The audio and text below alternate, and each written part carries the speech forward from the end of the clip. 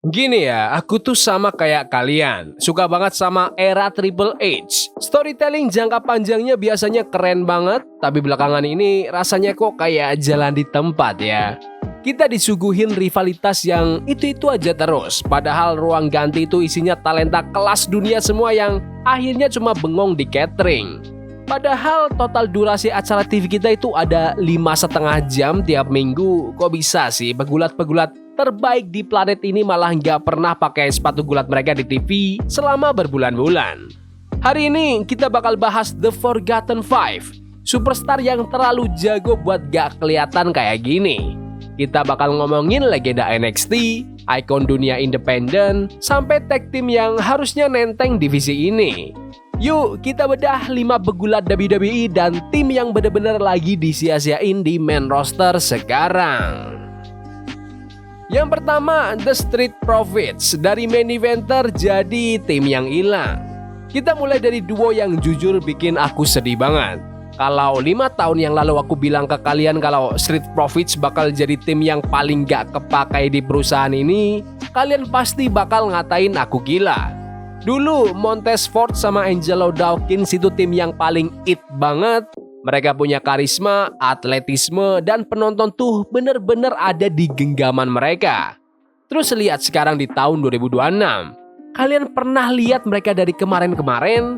Enggak, serius deh, pernah enggak? Soalnya mereka enggak punya satupun pertandingan yang ditayangin di TV sepanjang tahun ini. Kita udah jalan beberapa bulan di tahun 2026, dan 2 orang yang paling konsisten di perusahaan ini malah kayak ngilang dari fans. Sejak pertengahan tahun 2025, mereka cuma main dikit dan itu pun kebanyakan lawan tim yang itu lagi. Yang paling aneh, pas mereka dikasih waktu 15 menit, mereka bener-bener gila mainnya. Ingat kan pertandingan TLC di SummerSlam atau perang yang mereka lakuin di SmackDown habis Mania 41? Itu semua kandidat Match of the Year. Tapi bukannya dapat dorongan atau dapat push, mereka malah dikirim ke acara live event NXT biar tetap segar. Nahan mereka nggak muncul di TV biar tetap segar itu cuma bahasa kantoran buat bilang kita nggak punya ide buat kalian. Kamu nggak mungkin nyimpen Ferrari di garasi cuma buat ngirit ban padahal kamu lagi kalah balapan. Montez Ford itu punya aura calon juara dunia dan Dawkins udah berevolusi jadi powerhouse yang teknikal banget. Jujur, aku takut masa-masa emas mereka habis cuma buat nungguin telepon yang gak kunjung datang. Yang kedua, Johnny Gargano. Hatinya NXT tapi gak ada denyut di SmackDown. Kalau kamu ngikutin era Black and Gold di NXT, Johnny Gargano itu pahlawanmu. Dia itu adalah NXT. Pas akhirnya dia muncul di main roster di bawah Triple H, orang yang dulu ngebuk dia kayak dewa di Orlando, kita semua mikir ini bakal sukses besar. Kita ekspektasinya dia bakal dapat perlakuan kayak Seth Rollins atau Finn Balor, tapi nyatanya Johnny Wrestling malah jadi Johnny siapa ya? Dia ngabisin berbulan-bulan di perseteruan mid-card yang gak jelas sebelum akhirnya reuni sama Tommaso Ciampa buat bikin DIY. Dan oke, sempat berhasil sih. Mereka menang gelar, muncul di TV tiap minggu dan keajaibannya balik lagi. Tapi pas gelarnya lepas, waktu tampil di TV juga hilang. Dan bulan lalu, hal yang gak masuk akal terjadi. Tommaso Ciampa malah cabut ke AEW. Sekarang Johnny malah kejebak di alur cerita depresi. Aku paham sih, itu namanya arah kreatif. Tapi apa kita beneran mau ngelihat salah satu pegulat teknis terbaik di generasi ini cuma mondar-mandir sedih di belakang panggung tiap minggu? Kita pengen si mesin penggerak. Kita pengen orang yang bisa tanding 30 menit sama siapapun dan bikin kita percaya. Pertanyaannya, apakah bener gimmick sedih-sedihan itu penggunaan terbaik buat orang yang dapat julukan Johnny Wrestling? Rasanya WWE lagi nyoba benerin sesuatu yang gak rusak. Padahal fans cuma nunggu dia dibolehin keluar dan gulat beneran. Yang ketiga, Tyler Bate dan Pidan dari New Catch Republic jadi pelawak. Yang satu ini beneran sakit sih kalau dibahas. Kalau kalian fans British Strong Style, kalian pasti tahu kalau Tyler Bate dan Pidan itu talenta yang cuma muncul sekali tiap generasi. Mereka nggak cuma bagus, mereka itu masternya. Terus Gimana ceritanya dari New Cats Republic berubah jadi Los Americanos? Nonton Beth sama Dan jadi Bravo dan Rayo di peran komedi itu kayak ngelihat koki bintang 5 disuruh masak burger di restoran cepat saji. Iya, mereka profesional.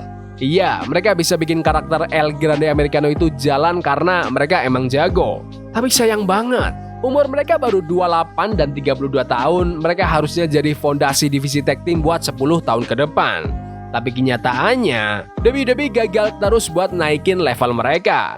Mereka udah di sistem ini bertahun-tahun, tapi rasanya malah makin jauh dari puncak dibanding pas mereka masih remaja di NXT UK dulu. Poin utamanya, batasnya sampai mana sih? Kalau jadi dua pegulat teknis terbaik di dunia cuma bikin kamu dapat gimmick komedi, apa harapan buat yang lain? Kita butuh si Bruiserweight balik, kita butuh si Big Strong Boy, kita nggak butuh Rayo dan Bravo lagi. Walaupun aku sebenarnya suka sama gimmick Los Americanos mereka sih belakangan ini. Yang keempat, Michin, si bintang yang hampir terus. Michin itu definisi orang yang kerja keras banget. Dia udah ada di perusahaan ini keluar masuk selama 7 tahun. Dia bisa main gaya apa aja, penampilannya keren dan fans mau dukung dia. Tapi WWE kayaknya nggak ada minat sama sekali buat kasih dia menang. Dia udah nantang buat US title, North American title, Women's World title, dan hasilnya 0. Kalah semua. Lama-lama penonton gak bakal peduli lagi sama momen-momen hampir menang dia, karena bookingan WWE udah ngajarin kita kalau Michin gak bakal menang di pertandingan besar. Sekarang dia dipasangin sama B-Fab yang sebenarnya bisa jadi duo yang keren, tapi mereka gak kelihatan batang hidungnya sejak September. Bayangin deh, dia gak tanding di SmackDown selama hampir 6 bulan, dia bahkan gak ada di Royal Rumble tahun ini. Buat veteran yang ngebangun namanya di Indie dan NXT, ini bener-bener kurang respect sih sama talentanya. Sekarang mereka lagi dikasih bumbu-bumbu perseteruan sama Jade Cargill. Di atas kertas itu posisi yang gede banget. Tapi jujur deh, menurut kalian Michin sama Bive punya peluang buat menang nggak? Pas sebuah promosi nggak kasih alasan buat kita percaya sama si penantang, ya perseteruannya bakal hambar dari awal. Michin pantas dapat momen beneran, bukan cuma jadi tumbal. Yang kelima, The Motor City Machine Guns, ikon yang dianggap angin lalu. Terakhir, mari kita bahas salah satu rekrutan paling wah dalam beberapa tahun terakhir. Pas Alex Shelley sama Chris Sabin, Motor City Machine Guns, akhirnya tanda tangan kontrak sama WWE di tahun 2024, dunia gulat langsung heboh. Mereka itu legenda, inovator. Mereka menang gelar tag team cuma dalam waktu 2 minggu. Rasanya kayak era baru buat divisi tag team. Tapi terus semuanya berantakan. Belakangan ini Shelley sama Sabin cuma dijadiin pemain rotasi. Mereka lawan tim yang itu-itu aja tanpa ada cerita. Mereka malah diturunin ke acara WWE Main Event, acara yang kebanyakan fans saja nggak tahu cara nontonnya di mana. Mereka dari ngalahin tim-tim terbaik, sekarang malah kalah sama di MFT. MCMG dibawa masuk sebagai unit legendaris yang susah dikalahin. Sekarang mereka kayak cuma tim biasa aja di daftar pemain. Buat bintang yang punya sejarah 20 tahun dan chemistry yang lebih kuat dari penelitian laboratorium, jadi pajangan doang itu bener-bener sebuah dosa kreatif.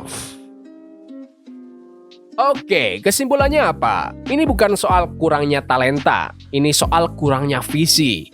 Mau itu The Street Profits yang disimpan buat nanti atau Machine Guns yang nyasar. WWE punya masalah serius sama divisi midcard dan tag team mereka. Pegulatnya ada, waktu tayang di TV ada, kita cuma butuh orang yang ngebuk ceritanya buat nyusul ketertinggalan itu. Tapi menurut kalian gimana?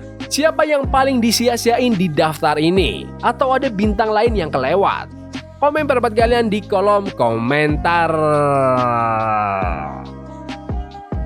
Ya udah gitu aja video hari ini. Jangan lupa like dan subscribe ke channel ini karena gue pengen 20.000 subscribers di bulan ini. Tolong bantu. Yes boy. See you. Love is a game we play incognito. Forbidden fire on Nico.